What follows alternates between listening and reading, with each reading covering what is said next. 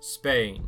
What began as a few squabbling kingdoms who lived under the constant threat of destruction at the hands of the mighty caliphates to the south would not only unite and overthrow their old masters, but use the energy and ambition accrued during the process known as the Reconquista to set off to new lands, building a mighty empire far larger than those which had ever ruled over them.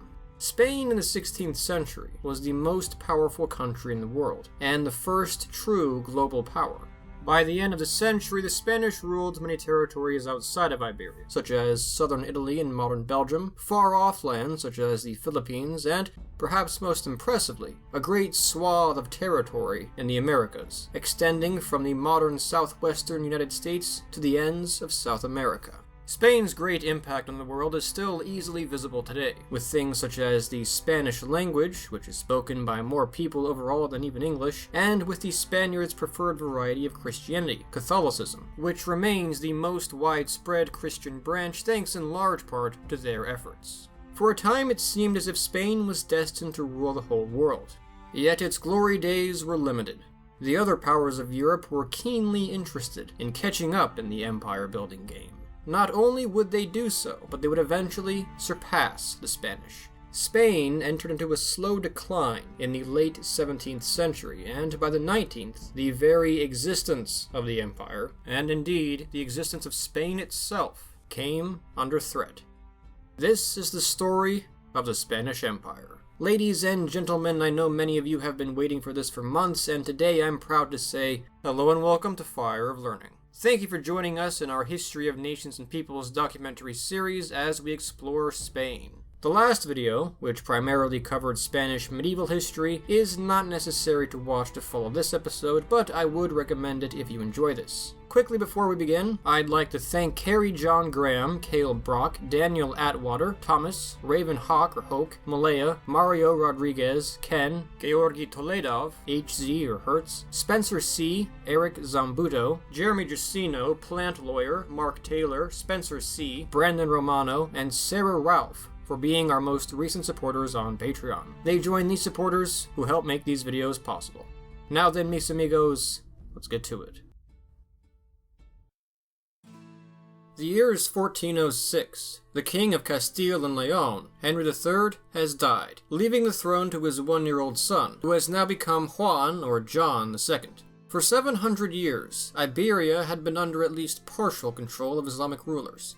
Now, Castile, along with its two main neighbors, Portugal and Aragon, have driven Islamic rule to one final state, clinging to the south of the peninsula called the Emirate of Granada.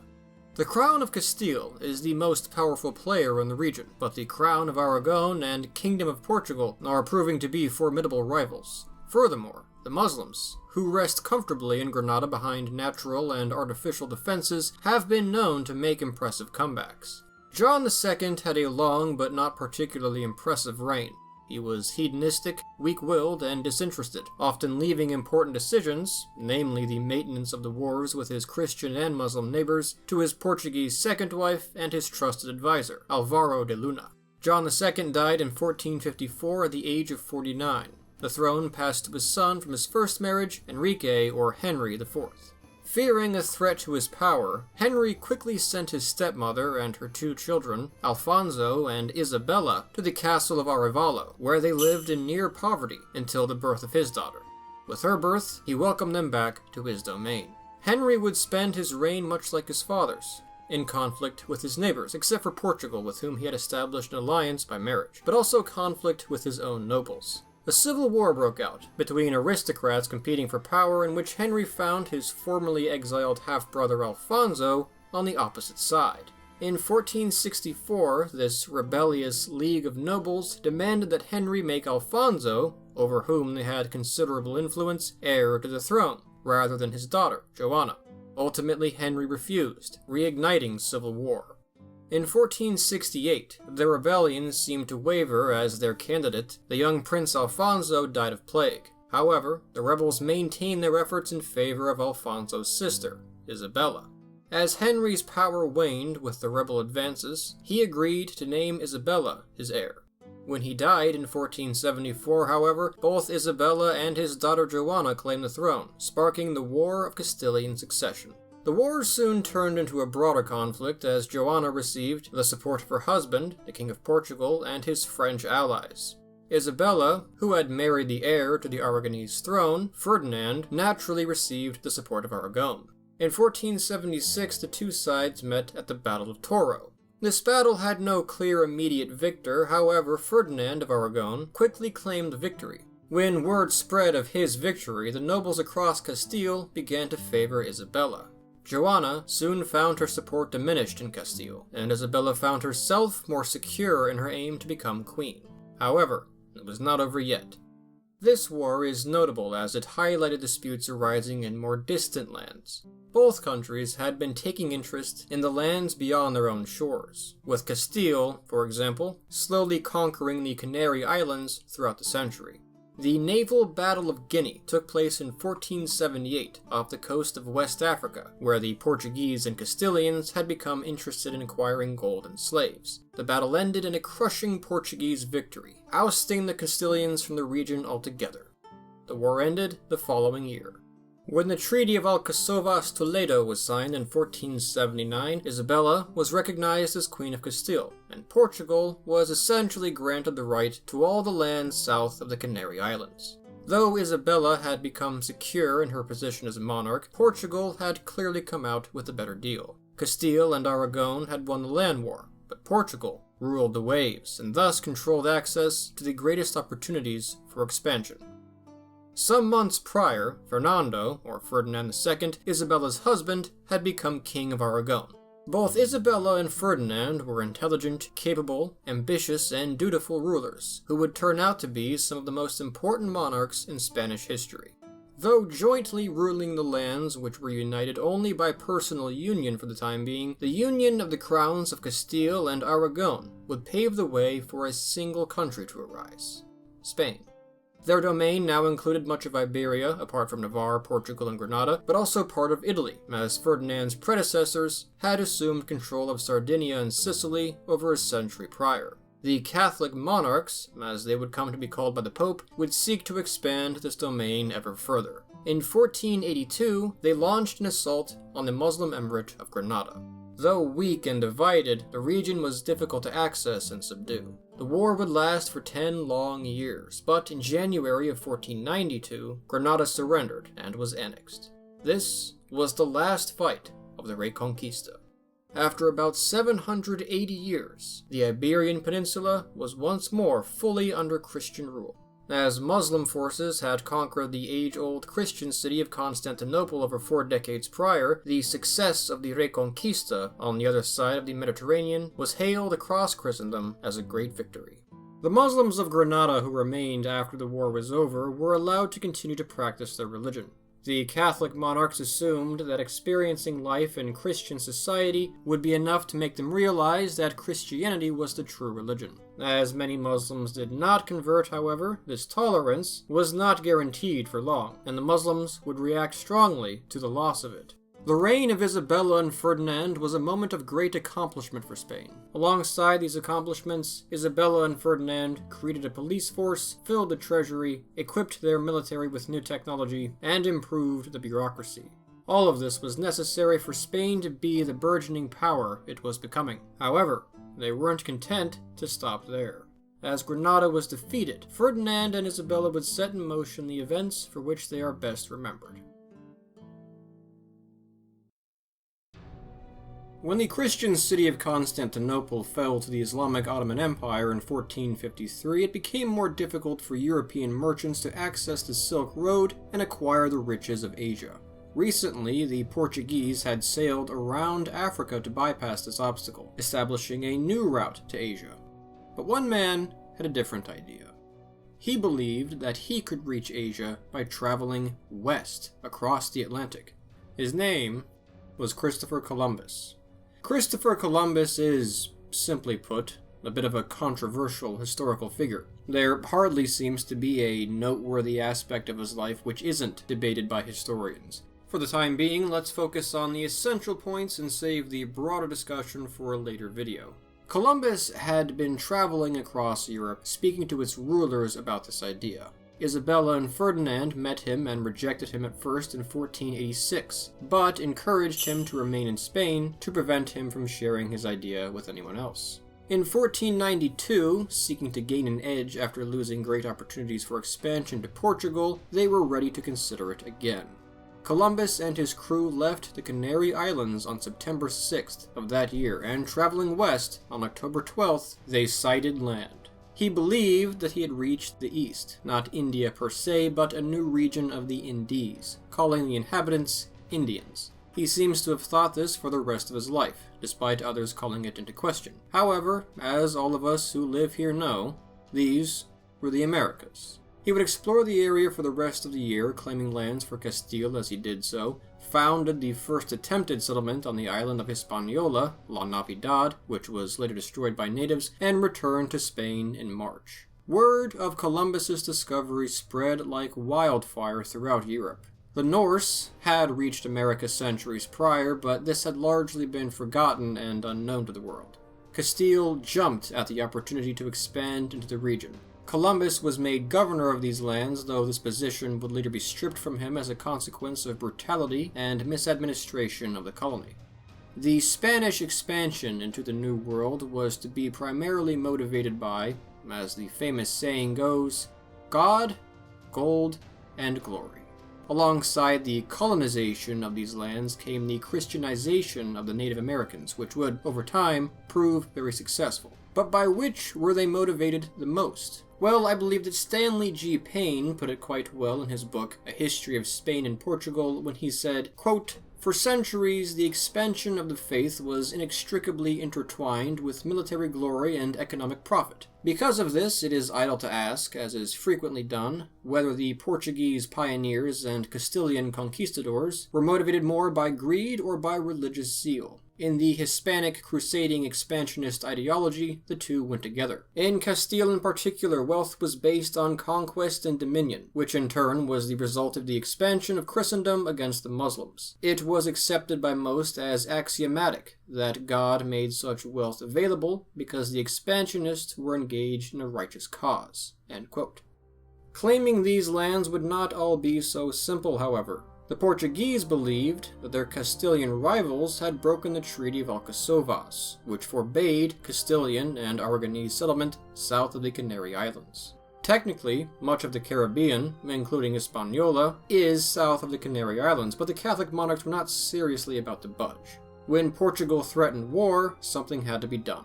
In 1494, the two nations renegotiated, and with the support of the Aragonese Pope, signed the famous Treaty of Tordesillas. Despite not knowing what exactly was to be found in the New World, the treaty divided up the new lands between the two powers. The Treaty of Tordesillas allowed Castile to conquer the area west of this line, in essence, most of the Americas, with the exception of what became Brazil. Portugal was granted the east outside of Europe. A later treaty, the Treaty of Zaragoza in 1529, defined the eastern boundary for the purpose of expansion into Asia, once it was certain that the Americas were a totally separate place anyway.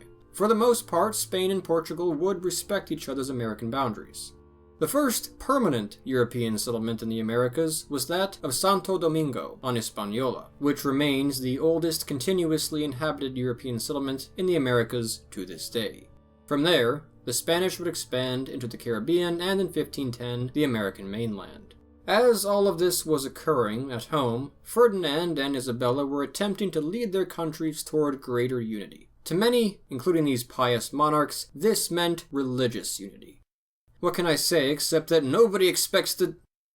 Oh, I suppose in this case you were expecting it, weren't you? Anyway, the Spanish Inquisition was split off from the Roman Inquisition in 1478. It would last technically until 1834. The primary goal of the Spanish Inquisition at this time was to enforce religious orthodoxy, not so much by targeting overt non-Christians, but rather by identifying and punishing false converts, as well as Catholics who strayed from the laws of the Church. On March 31st of that year came the Alhambra Decree. This ordered the expulsion of the Jews from Spain if they refused to convert to Catholicism. The concern was that they would encourage converts, called conversos, to return to practicing Judaism. For a time, Jews and Muslims had existed in Catholic Spain as Iberian Catholics and Jews had for much of the time in Al-Andalus. They were discriminated against, but in most circumstances were tolerated and had numerous opportunities in the society. However, that tolerance was beginning to wane. Of the estimated 80,000 Jews in Spain at the time of the decree, about half agreed to convert and the other half left, the latter giving rise to the group known as the Sephardi. In 1502, the Muslims of Spain were put in the same situation, as Queen Isabella ordered her Muslim subjects to convert to Catholicism or leave. Many did choose to convert, but many conversions were not very genuine, as a substantial number continued to practice Islam in private. It was these false converts of both Islam and Judaism that the Inquisition targeted. Muslims remained tolerated in Aragon for the next few decades. The cruelty of the Inquisition has often been exaggerated by Protestant writers in the nations of Spain's later rivals, whose witch hunt equivalents were often much bloodier. Modern estimates hold that the Spanish Inquisition was responsible for around 4,000 deaths within a 350-year period. However, again, the Inquisition was only one aspect of the wider religious conflict in Iberia.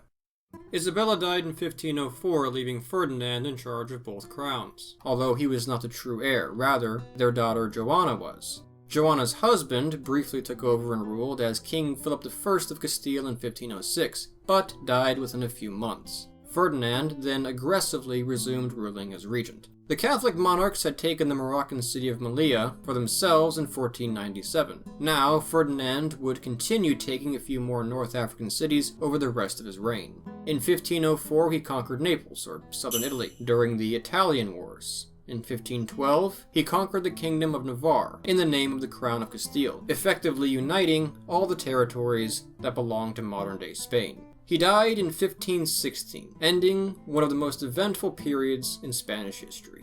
Both kingdoms were then nominally left to Ferdinand and Isabella's daughter, Joanna. However, Juana la Loca, meaning Joanna the Mad, was said to be too mentally unstable to rule and had already been sent to a convent after the death of her husband pushed her over the edge. Thus, power went to Ferdinand's grandson, Carlos, or Charles.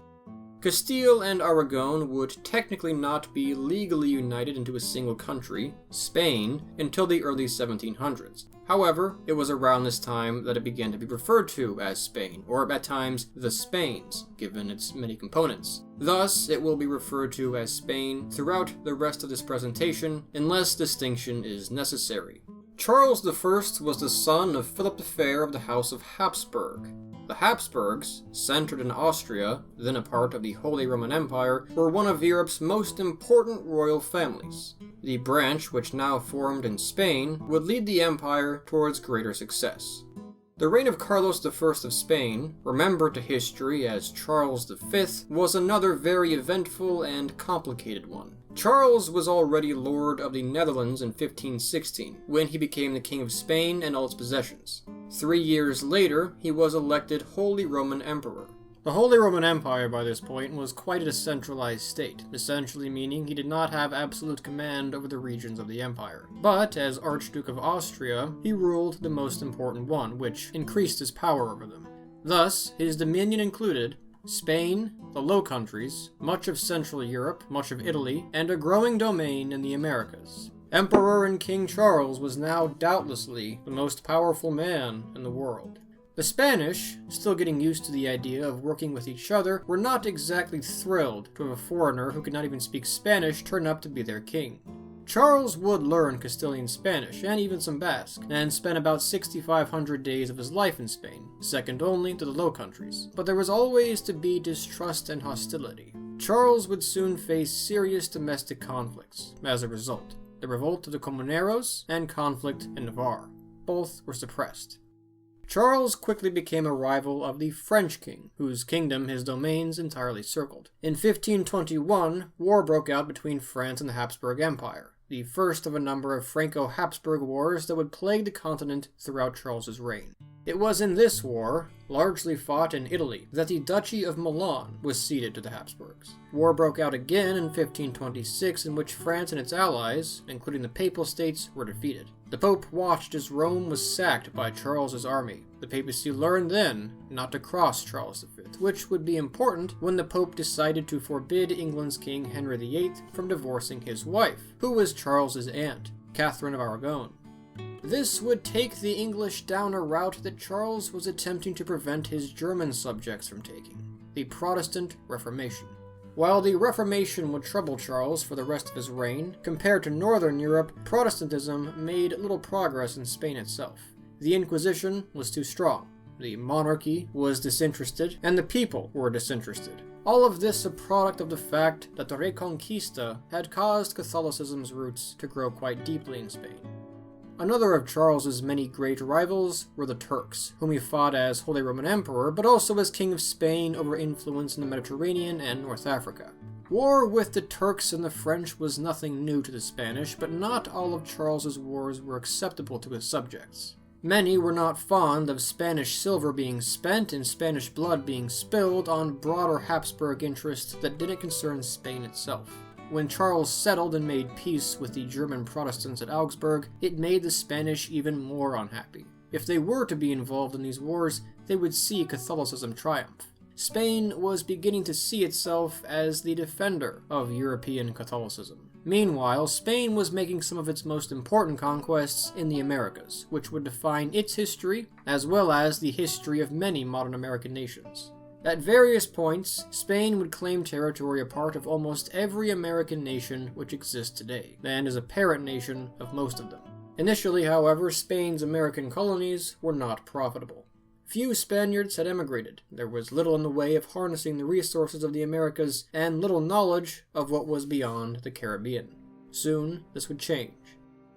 The Crown had less direct involvement in the early stages of the conquest of the Americas than might be expected. They were certainly involved and were always beneficiaries, but many early conquistadors who truly drove the Spanish into the region were individuals, seeking their own profit at their own initiative. They had to receive the crown's approval, but often financed the expedition themselves. From 1519 to 1521, the Aztec Empire, one of the mightiest and most advanced pre-Columbian American civilizations, fell rapidly to the Spanish. The diseases which the Spanish unknowingly brought, the coalition of the anti-Aztec natives that the Spanish assembled under the conquistador Hernán Cortés, and the advanced technology that the Spanish possessed, allowed them to take over the Aztec capital of Tenochtitlan after a great battle. Much of the rest of what is today Mexico, and then Central America, soon followed, though some areas did take longer to subdue than others. No other area of America offered the Spaniards so much wealth as Mexico, until they reached Peru. In 1532, the Spanish, under leaders like Francisco Pizarro, would begin conquering the mighty Inca Empire in modern-day Peru and Chile. The resistance here would last for many decades after Pizarro killed the Inca emperor, aided by the fact that the Spanish settlers couldn't quite get along with each other. The silver mines that developed here at Potosi joined those of Mexico in making the Spanish colonies in America quite wealthy, thus encouraging greater immigration from Spain. While New World silver began to pour into the Spanish treasury, ironically, it was immediately used to pay for the cost of the Spanish Empire, and came in at such levels that it drove inflation, preventing Spain from building up its wealth. Slaves from Africa were sent to the Spanish colonies alongside settlers. Animals and resources formerly exclusive to each side of the Atlantic were now exchanged. Likewise, diseases were now exchanged between formerly isolated populations. This great movement of people, goods, cultures, diseases, and civilizations as a whole, for better and for worse, is known to history as the Columbian Exchange.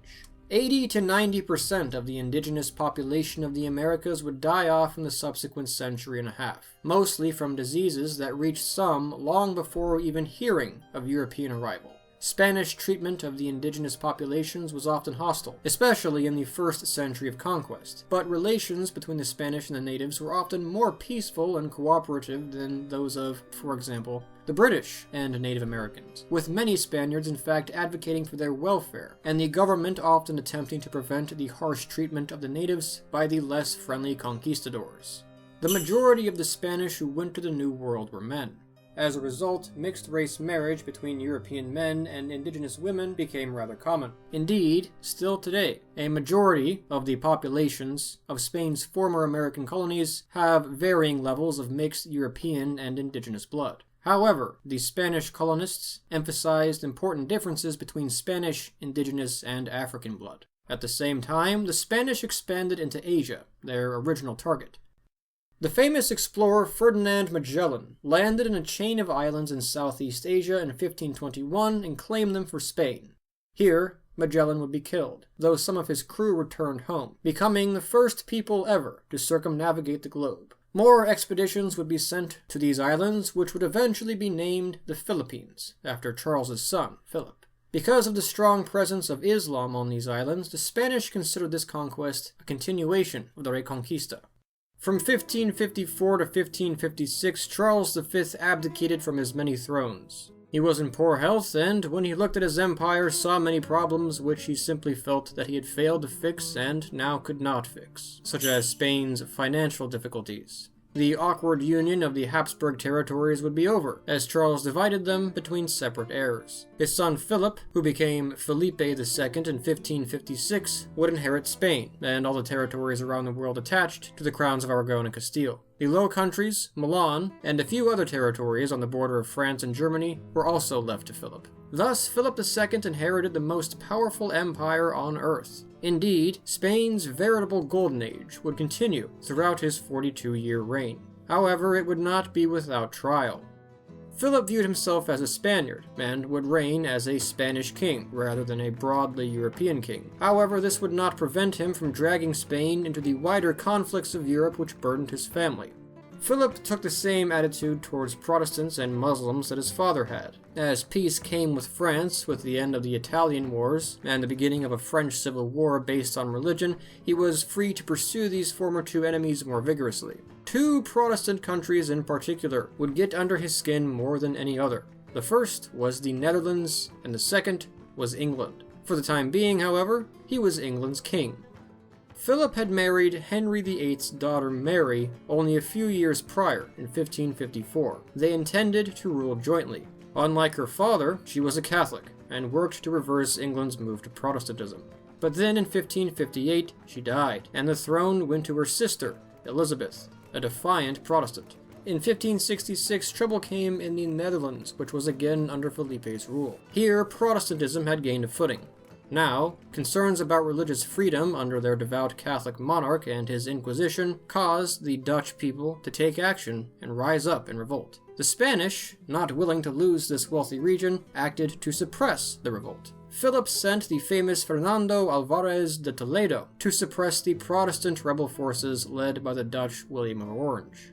Thousands would die under the command of Alba, many of whom were civilians, thus worsening the situation and helping to turn it into a full-fledged war. The northern provinces would be the most rebellious, while the south would remain more loyal to the king.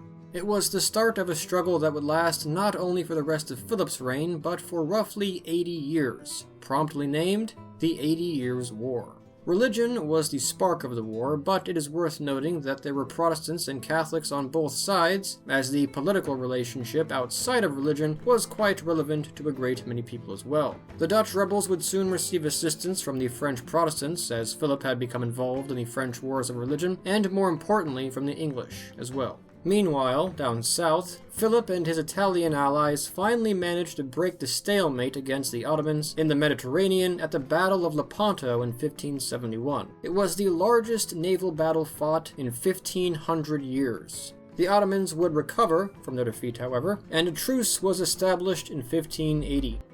It was also in 1580 that Philip became King of Portugal. He had inherited the Portuguese throne via his mother's bloodline, and with a little bit of force in the form of the War of the Portuguese Succession. Whether or not Portugal and Spain would unite as the old kingdom of the Visigoths had still remained unclear. It seemed now to be on that route, but even when Portugal accepted Philip as king, and the Iberian Union formed, the Portuguese remained defensive and independent-minded. Philip was flexible, however, and allowed the Portuguese a great deal of autonomy and allowed them to administer their own colonial empire. However, Portugal was now to be dragged into Spain's endless quarrels with the rest of the continent, and the Portuguese colonial empire suffered losses to countries like England and the Netherlands as a consequence. Many Portuguese refused the union entirely, and rallied under the pretender to the throne, Antonio, Prior of Cato, until his defeat in 1583.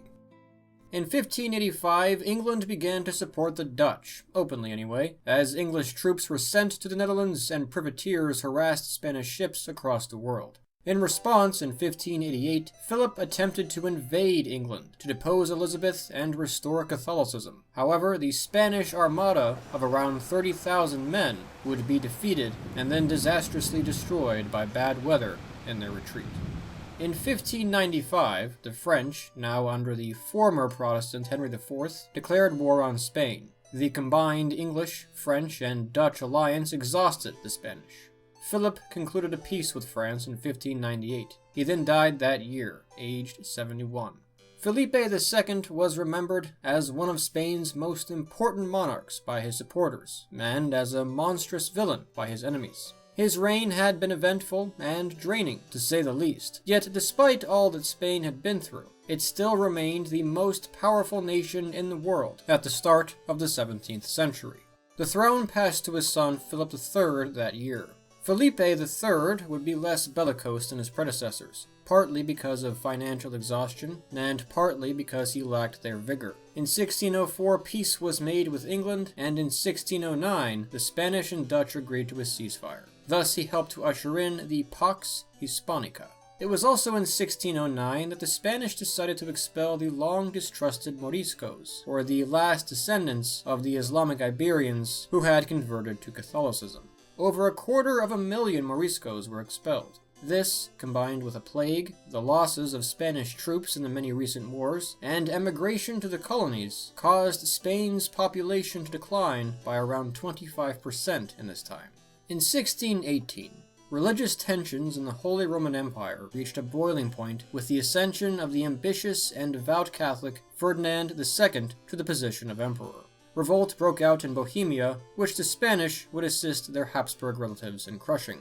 However, the attention and inclusion of other more major powers allowed this conflict to evolve into a much more major, broadly European conflict, involving disputes well beyond local religious differences. At about the same time, the related 80 Years' War broke out again with the Dutch. Philip III died in 1621 as all of this was taking off, and the throne went to his son, Philip IV.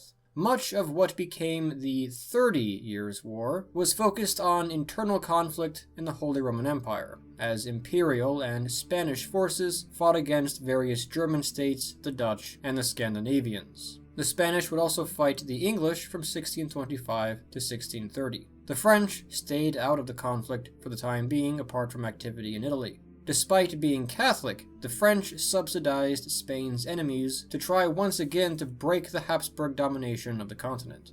When the war turned south for the Protestants in 1634, France decided to enter the war directly, thus finally bringing Spain and France into direct conflict, a sub-conflict known as the Franco-Spanish War. Despite initial successes against the French as the years passed, the pressure Franco-Dutch forces in particular put on the Spanish caused them to buckle. In 1638, the French invaded Spain directly. Losses like those at the Battle of the Downs in 1639 were starting to bring Spanish military supremacy itself into question. Here, the Spanish navy suffered a major blow to the Dutch. This paved the way for the Dutch to begin attacking Iberian colonies on other continents. Resumed Dutch attacks on Portuguese colonies led the Portuguese to question why they were even a part of the conflict, and therefore why they were even in union with Spain.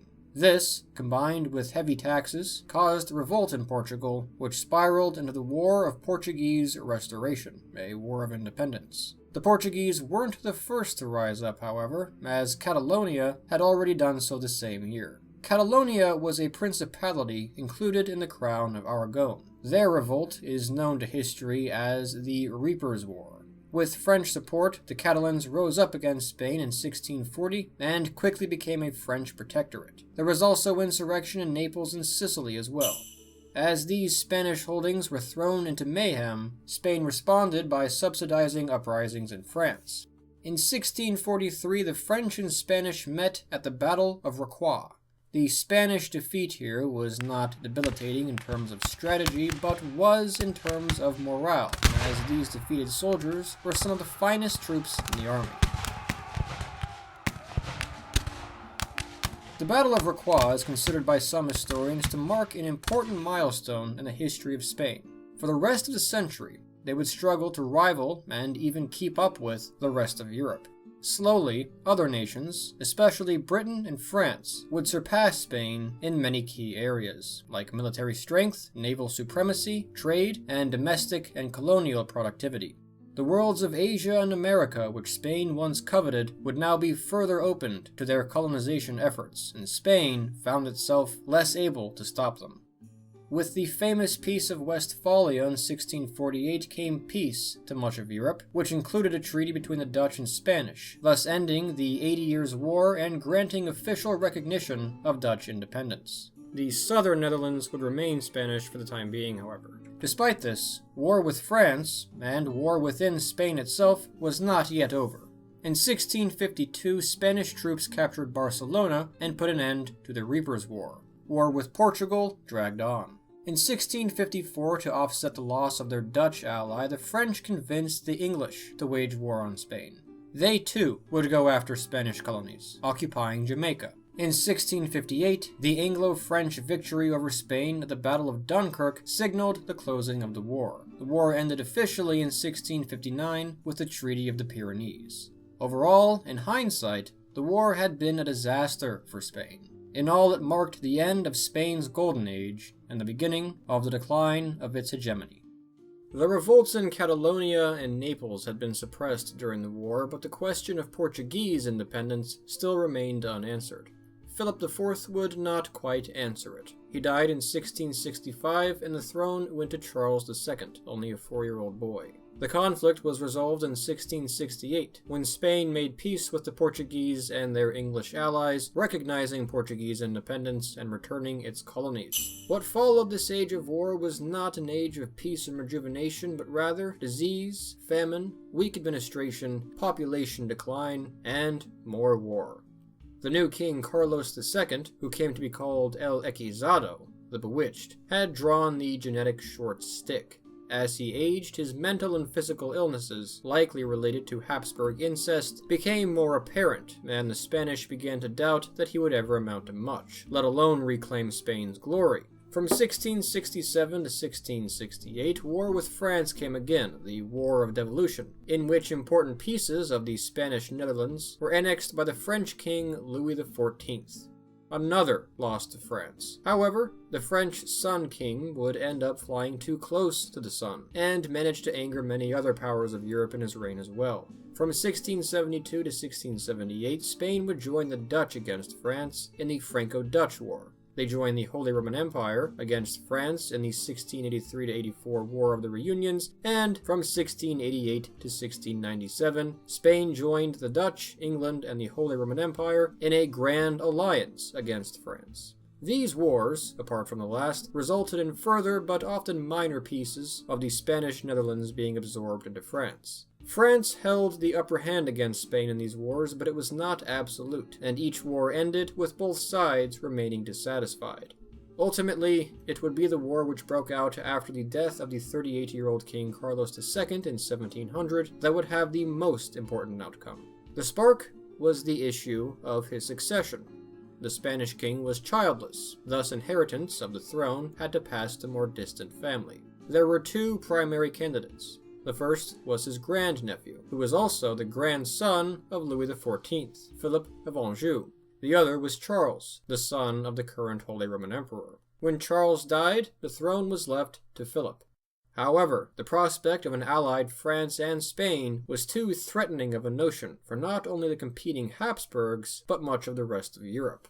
Thus, in 1701, France and Spain went to war with Britain, the Habsburgs, Savoy, the Dutch, eventually Portugal, and a few other powers, seeking to maintain a balance of power in Europe in what became the War of Spanish Succession. Fighting broke out in the majority of Spanish territories around the world, including civil war in Spain itself between supporters of each claimant. Regions like Aragon, including enthusiastic Catalonia, were more partial to Habsburg rule than Bourbon, as the Habsburgs promised to uphold the traditional legal separation from Castile in place for over 200 years now. Initially, Franco-Spanish forces saw a number of victories over the Allied forces. However, after a few years of fighting, the war began to turn against them. In 1704, the British took Gibraltar in the far south of Spain, a region they retain to this day. The failed siege of Turin in Italy and the defeat at the Battle of Ramillies in the Netherlands that year caused the withdrawal of the Bourbon armies, placing the French and Spanish on the defensive. The year after, Spanish Naples was seized by Austria, and in 1708, the island of Minorca was seized by Britain. Still, France and Spain remained resilient. The Allies failed to penetrate deep into France. They were able to penetrate Spain further, occupying Madrid twice in fact, but these occupations were not stable for long.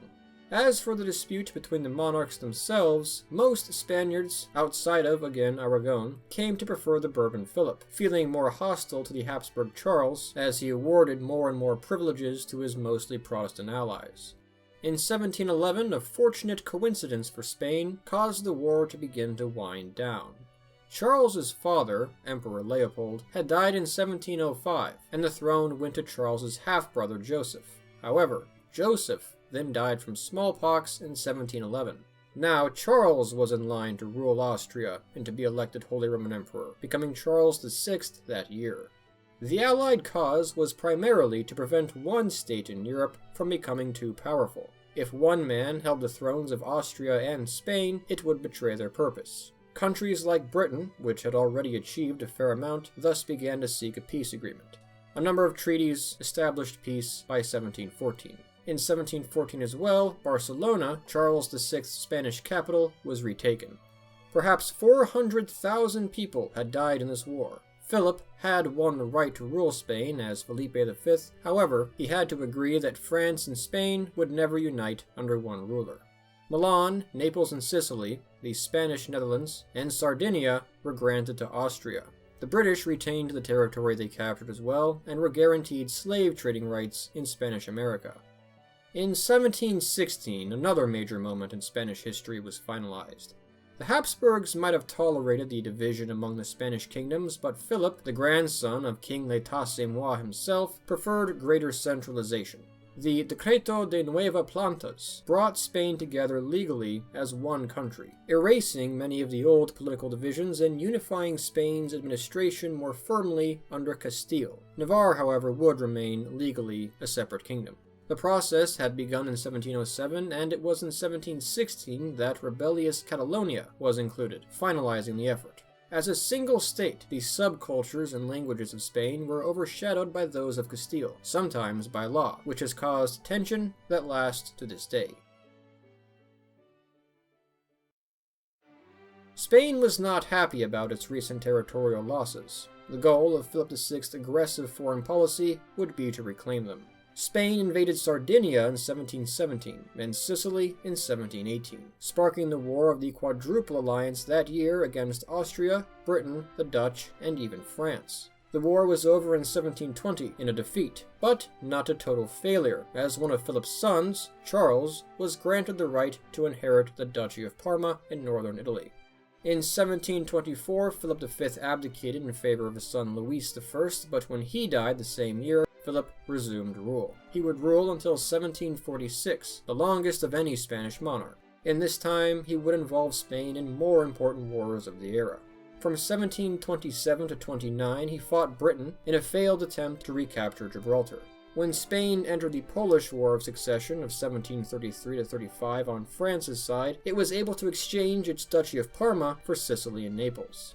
In 1739, British smuggling in Spanish America led to a war referred to as the War of Jenkins' Ear. Jenkins was an English sailor who had his ear cut off by Spanish authorities. This war was encouraged by the settlement of the British colony of Georgia on the border of Spanish Florida. It was marked by Spanish success in the defense of their colonies and trade. However, in 1740, the war became merely a sub-conflict as Europe focused on the greater War of Austrian Succession. Spain took part, going to war with Austria, the Netherlands, and Savoy. A few 100,000 people would perish in this war as well, but Spain's losses were comparatively tiny, at only about 8,000, most in the War of Jenkins' year. Spain's focus in the War of Austrian Succession was to expand into Italy, and while the war ended in 1748 in an unhappy stalemate for most of Europe, Spain did in fact succeed in retaking Parma and a few new Italian territories. In 1746, Philip V died and was succeeded by his son, who became Ferdinand VI. Philip V did not reverse Spain's decline, but despite the costly wars he put it through, he did slow it. His Bourbon successors would continue his work and be more effective in this regard. Ferdinand VI, for example, was focused on domestic affairs, such as fixing the economy and working towards administrative reform, which was very important for Spain's recovery. He died in 1759, and, childless, the throne went to his half-brother Charles, who became Carlos III. Charles III was less eager to stay out of war, and within a few years brought Spain into the 7 Years' War on France's side against Britain, Prussia, and Portugal.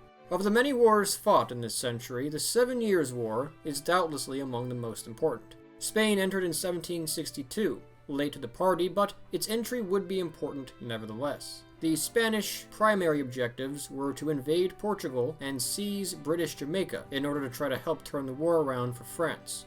Both ventures were failures, and Spain had to go on the defensive. The following year, in 1763, France was prepared to concede victory to Britain, and the Spanish followed suit, signing the Treaty of Paris that year. As a consequence of this war, firstly, the Spanish ceded Florida to Britain in exchange for the return of the conquest Britain had made in Cuba and the Philippines.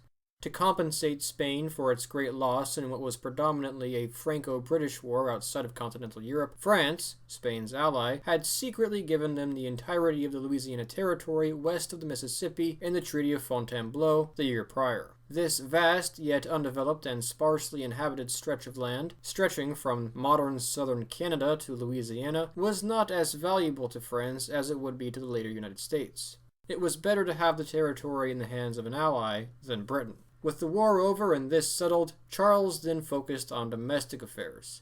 Carlos III was considered to be among the enlightened despots of the age. His reforms, which were of great importance to Spain, often reflected this. During his reign, the grip of the Inquisition was lightened. Merit was emphasized in administrative positions. He improved roads and infrastructure. The economy improved, with reforms to agriculture, land rights, and trade. Education was emphasized and supported. A national bank was created. Furthermore, the unity the Bourbons brought to Spain further solidified in the minds of the Spanish people, in partial thanks to Charles. In his reign, Spain received its modern national anthem and a near-identical version of its modern flag. In the 1770s, territorial disputes with Portugal led to a brief war which resulted in Spain getting territory in Africa, modern-day Equatorial Guinea. The loss of the 7 Years' War to Britain was more detrimental to France than it was to Spain, but the fact that Britain was beginning to surpass France as the dominant European power was still cause for alarm in Madrid. While some in Charles III's court favored an alliance with Britain, Charles III himself would remain Britain's enemy and France's ally, awaiting an opportunity to strike against them. In 1779, such an opportunity presented itself. A group of Britain's North American colonies had declared themselves to be an independent nation, the United States of America, and had been at war with Britain for a few years now. Following France's lead, Charles III supported American independence as a means to check British power. The Spanish provided funding to American forces and attacked Britain in surrounding regions, namely Florida and from the west from Spanish Louisiana. Though Spain invested less in the American cause than France, it also realistically gained more from the venture in the final peace of 1783 than France did. In the final peace, Spain was allowed to retain Florida, as well as the island of Minorca off the coast of Iberia, which Britain had taken earlier that century. Still, while he embraced the Americans as allies and had achieved most of his short-term ambitions in the war, Charles III had felt, and continued to feel, uneasy about the creation of an independent American power in the long term. He feared, firstly, that a dangerous rivalry could emerge with an ambitious power based right next to Spain's colonial holdings. Secondly, he feared that the independence of one European colony in America would set an unwelcome example in Spain's colonies, inspiring them to toy with the idea themselves. Charles wouldn't live to see it, but both of his fears would come true. Charles died in 1788.